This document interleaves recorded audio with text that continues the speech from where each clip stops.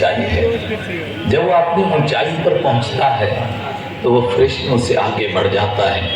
جب وہ نیچے کو گرتا ہے اس کے گرنے کی کوئی انتہا نہیں رہتی ہے. پھر انسان جانوروں سے بدتر ہوتا ہے، پھر کتوں اور سوروں اور خنزیروں سے بدتر ہوتا ہے.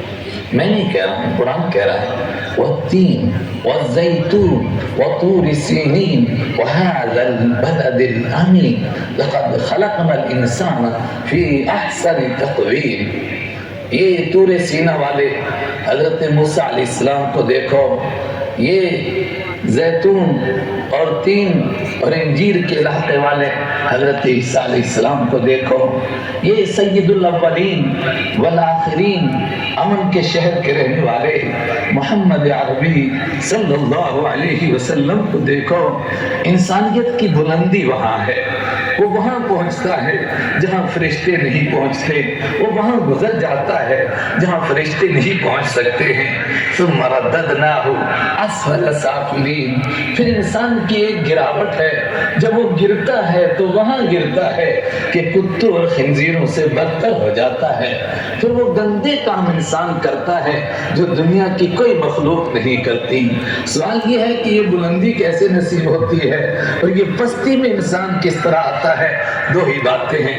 جس کو اپنے مالک یاد رہتا ہے، اپنے مالک کا تعارف رہتا ہے، جس کے دل میں اپنے مالک کی محبت ہوتی ہے، وہ سمجھتا ہے میرا کوئی پیدا کرنے والا ہے. اور اس کے ساتھ جس کو یہ یقین حاصل ہوتا ہے یہ دنیا اندھیر نگری نہیں ہے، یہ اس طرح نہیں ہے کہ جیسے یوں ہی بس پیدا ہوئی اور گھاس کی طرح انسان پیدا ہو رہے ہیں اور مر رہے ہیں. ایسا نہیں ہے. عقل مند اور ذہین انسان سمجھتا ہے ساری کائنات انسان کے گرد گھوم رہی ہے. والذی خلق لکم ما فی الارض جمیعا. وہ تمہارا مالک ہے جس نے یہ ساری کائنات تمہارے لیے پیدا کی ہے. یہ زمین و آسمان، یہ چاند و سورج، یہ نباتات و شجرات و حجرات، یہ سب انسان کی خدمت میں لگے ہوئے ہیں. آخر انسان کس کے لیے ہے؟ کیا انسان بھی اسی کے لیے ہے کہ کھاتا جائے، پیتا جائے اور مرتا جائے؟ افحسبتم انما خلقناکم عبثا وانکم الینا لا ترجعون. کیا سمجھا تم نے اس کائنات کو میں نے بیکار پیدا کیا ہے؟ اور جس طرح اور چیزیں مر رہی ہیں، گھاس پیدا ہوتا ہے، اگتا ہے، کٹ جاتا ہے، مر جاتا ہے، ختم ہو جاتا ہے، تم بھی اسی لیے ہو. ساری کائنات تو تمہاری خدمت میں لگی ہوئی اور تمہارا کوئی مقصد ہی نہیں تمہاری پیدائش کا. افحسبتم انما خلقناکم عبثا. کیا سمجھتے ہو تم کہ میں نے اس کائنات کو بیکار پیدا کیا؟ اور تم کیا سمجھتے ہو کہ تمہیں میرے پاس نہیں آنا ہے واپس؟ قل ای وربی انہ لحق. اے میرے حبیب کہہ دیجئے میرے عزت اور میرے جلال کی قسم، یہ دنیا کرنے کی جگہ ہے، یہ فیصلے کی جگہ نہیں ہے، یہ عدالت میں فیصلہ ہونے کی جگہ نہیں، ابھی کرنے کی جگہ ہے. ایک اس کے بعد دوسرا مقام اور مرحلہ ضرور آنا چاہیے جہاں انسانوں کو ان کے کاموں کا پھل ملے، جہاں انسانوں کو ان کے کاموں کا صلہ ملے، جہاں ظالم کو سزا دی جائے، جہاں مظلوم کے آنسو پوچھے جائیں. اگر اس کو نہیں مانیں گے تو کائنات بیکار ہو جائے گی. اس لیے کہ یہاں کتنی مرتبہ مظلوم ظلم کی چکی میں پیستے پیستے مر گیا، اس کو انصاف نہیں ملا، اور کتنے ظالم دن دناتے ہوئے اور ظلم کرتے کرتے ہماری آنکھوں سے رخصت ہو گئے، اوجل ہو گئے. تو کیا ان کو کہیں سزا نہیں ملے گی؟ ضرور ملے گی. انتم اشد خلقا ام السماء بناها. کیا سمجھتے ہو کہ کائنات دوبارہ پیدا نہیں ہوگی؟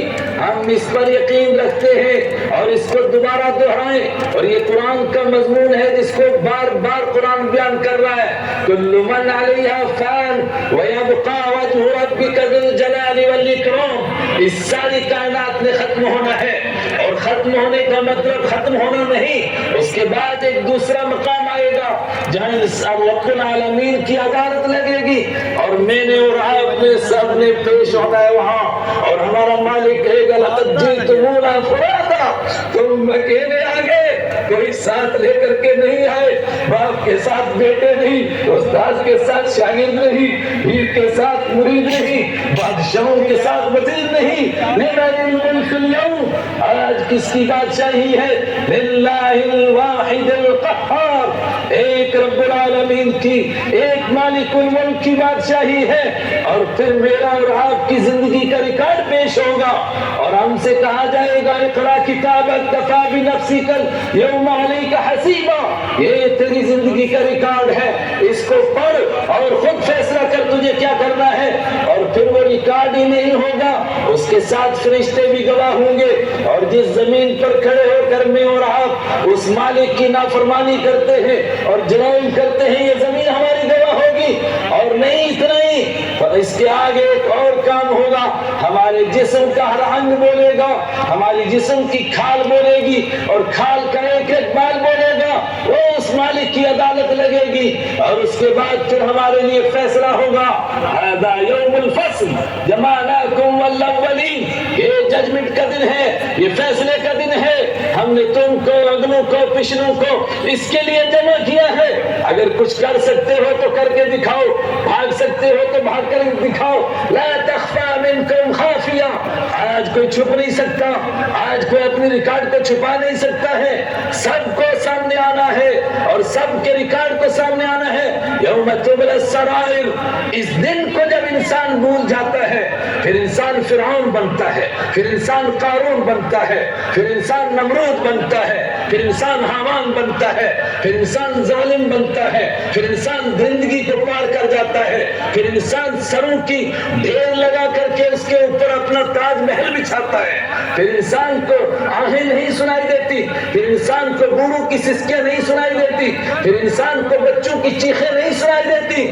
اور جو اس دن کو یاد رکھتا ہے، من کان یرجو لقاء ربہ فلیعمل عملا صالحا، جو اس دن کو یاد رکھتا ہے اور وہ سمجھتا ہے کہ کسی موڑ پر مجھے میرے مالک سے ملنا ہے جہاں میں کچھ چھپا نہیں سکوں گا، سب کچھ میرا اس مالک کے سامنے ہوگا، جب وہ اس دن کو یاد رکھتا ہے فَلْيَعْمَلْ عَمَلًا صَالِحًا، پھر وہ نیک عمل کرتا ہے، رات کی تنہائیوں میں وہ اکیلے بیٹھ کر کے وہ اپنے دل و دماغ سے کوئی گناہ سوچ نہیں سکتا ہے، اس لیے کہ وہ کوئی جگہ نہیں پاتا ہے جہاں اس کا مالک اس کو دیکھ دے رہا ہو۔ فَلْيَعْمَلْ عَمَلًا صَالِحًا وَلَا يُشْرِكْ بِعِبَادَةِ رَبِّهِ أَحَدًا، اور پھر اس کی جبین نیاز اور اس کا سر کسی کے آگے نہیں جھکتا ہے، اس لیے کہ وہ اپنے مالک کے سامنے جھکا چکا ہوتا ہے۔ اور جو اس دن کو بھول جاتا ہے، پھر وہ فرعون اور قارون اور حامان بنتا ہے۔